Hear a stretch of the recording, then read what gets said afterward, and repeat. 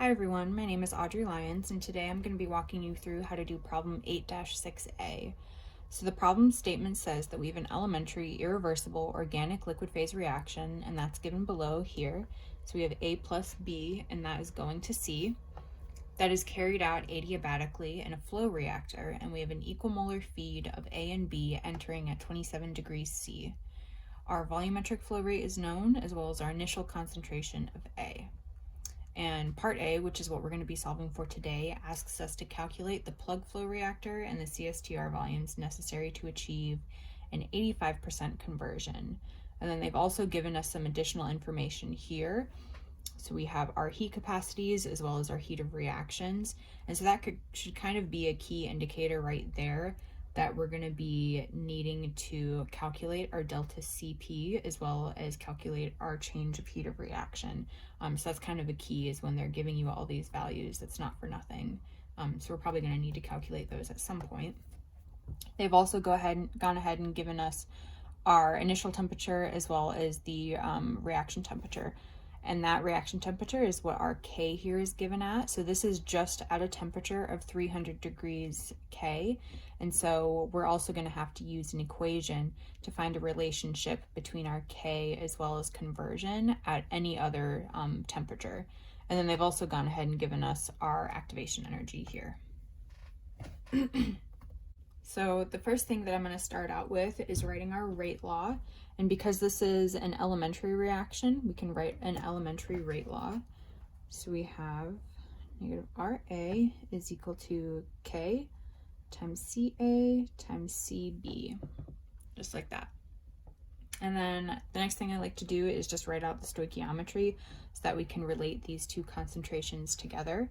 And then we know that since we're working in a liquid phase, they're pretty straightforward. We would have to be using different equations if we were working in a gas phase. But since we're in a liquid phase, we can use these equations that I'm about to write. So we know that, not CaO, we know that our concentration of A is equal to the initial concentration times 1 minus conversion, or X.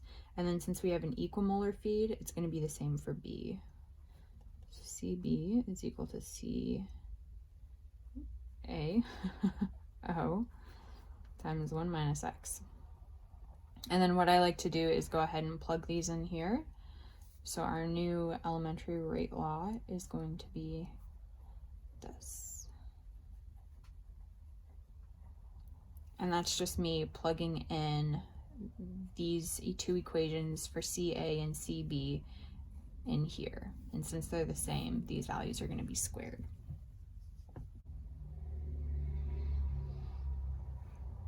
So because they've given us all of these heat capacities as well as these heat of reactions, and we have an activation energy here, that's kind of a key indicator that we're going to be needing to use an energy balance.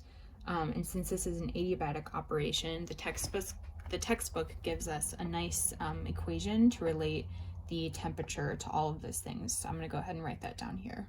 So I've gone ahead and written the equation for an energy balance for an adiabatic operation. And this nice energy balance here kind of helps us to relate our temperature to our conversion. And this is helpful because this reaction is not isothermal. So even though we know like a temperature of the reaction as well as the initial temperature coming into the reactor, because it states that it's not isothermal, the temperature is going to be varying. And this energy balance here will allow us to find an equation that will relate the temperature to the conversion. And then given this equation that will, it'll reduce to, we'll be able to input that into our design equations when solving for the volumes at a specific conversion. So next we want to simplify this equation to determine a relationship between temperature and conversion. So the first thing I want to do to reduce this equation is solve for our change in heat capacity.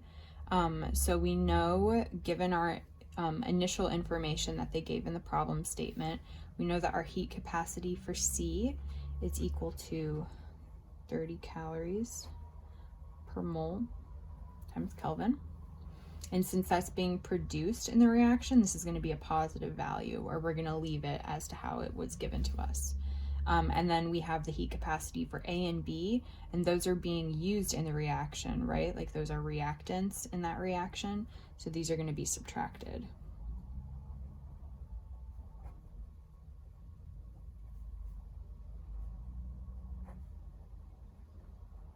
And then reducing this, we find that the change in heat capacity is equal to 0.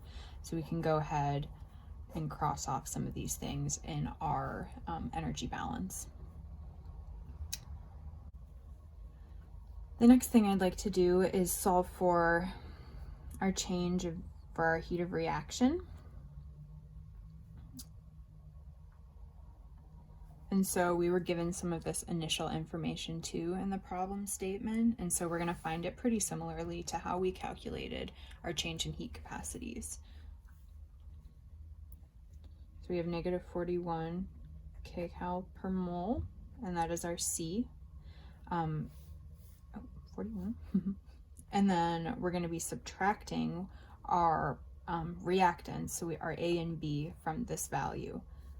So we're subtracting our negative 15. So that's our B, and then we're subtracting our A. And then I also want to convert this to calories instead of kilocalories. And then we're going to find that our delta heat of reaction is going to be equal to negative 6,000 calories per mole. So that gives us this value here. And then we already know our CPs from our initial givens.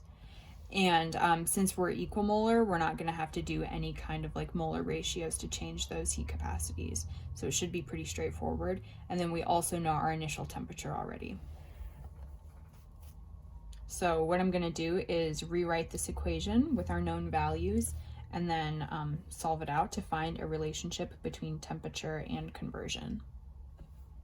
All right, so I've gone ahead and input our knowns into our energy balance, and then I've simplified it down here, and then I solved to find our relationship between temperature and conversion, so X being our conversion, and I found that T is equal to 200X plus 300K.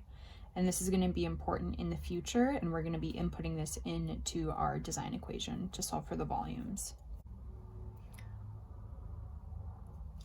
All right, so the next thing that we want to do to solve for our volume for the PFR is to go ahead and write the design equation. And this design equation can also be found in our textbook. So the volume for plug flow reactor is equal to the molar flow rate, so FAO, times the integral from X in to X out, 1 over negative RA. So one thing that we can go ahead and solve for given this design equation is our molar flow rate. And we can solve this because we have our volumetric flow rate and our initial concentration of A, and we just need to multiply those two together to find our molar flow rate.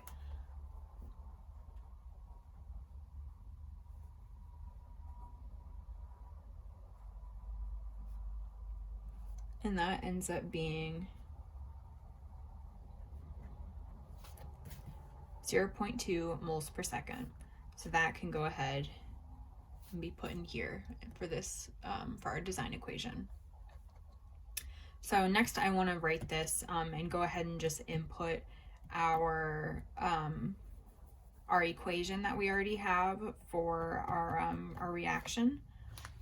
So we have the volume for a plug flow reactor, 0.2 moles per second. Integral X in, X out.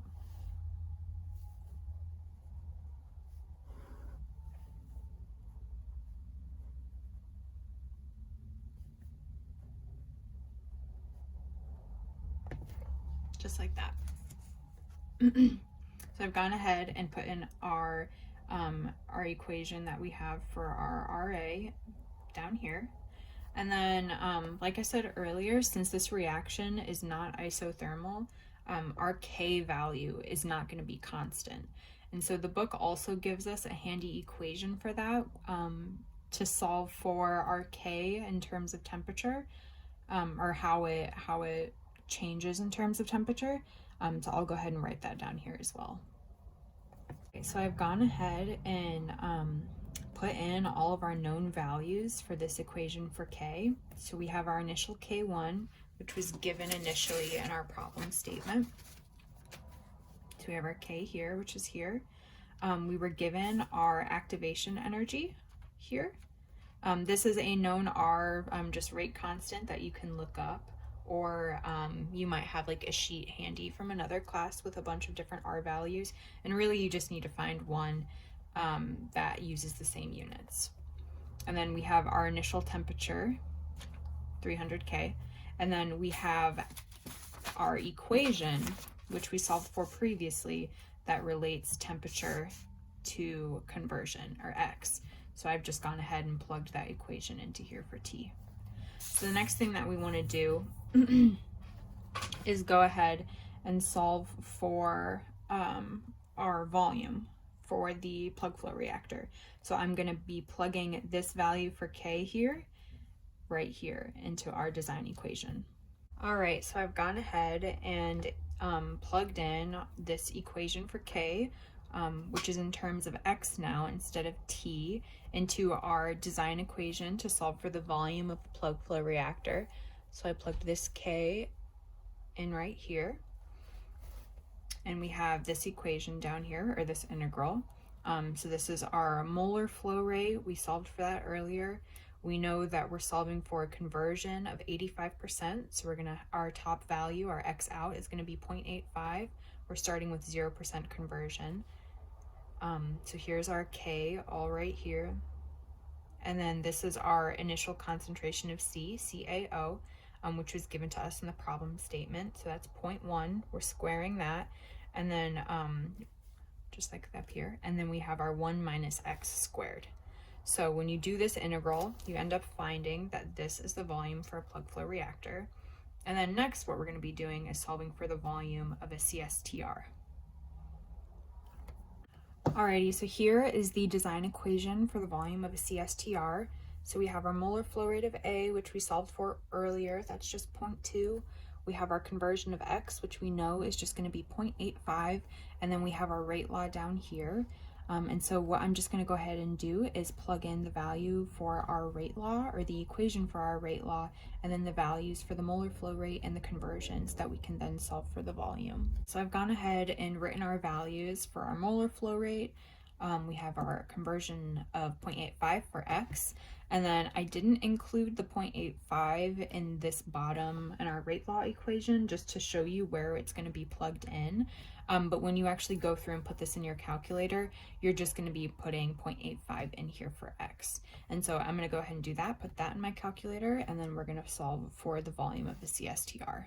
After calculating that, we're going to find that the volume of the CSTR is equal to 1.75 dm cubed. So that is our end volume. So looking back, if we can recall, our volume for the plug flow reactor was 26.25, and then the volume for the CSTR is much larger.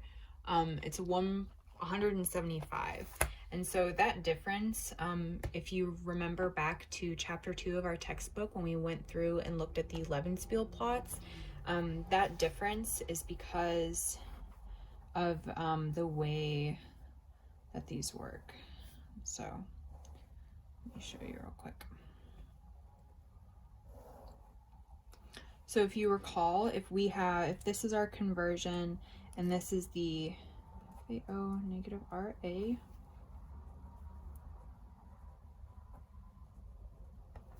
right? So if we have a conversion of 0.85 right here, for a plug flow reactor and a CSTR, for a plug flow reactor, it just takes the volume underneath this curve. But then for a CSTR, to make it easier, it takes this entire rectangle. And so you can see here the volume of CSTR takes up this entire space versus the volume or the space underneath the curve. So the volume of the CSTR in this case for a conversion of 0.85 is going to be significantly larger than that of a plug flow reactor. And so that's how you solve for the volume of a plug flow reactor and a CSTR for part A of this problem. Thank you.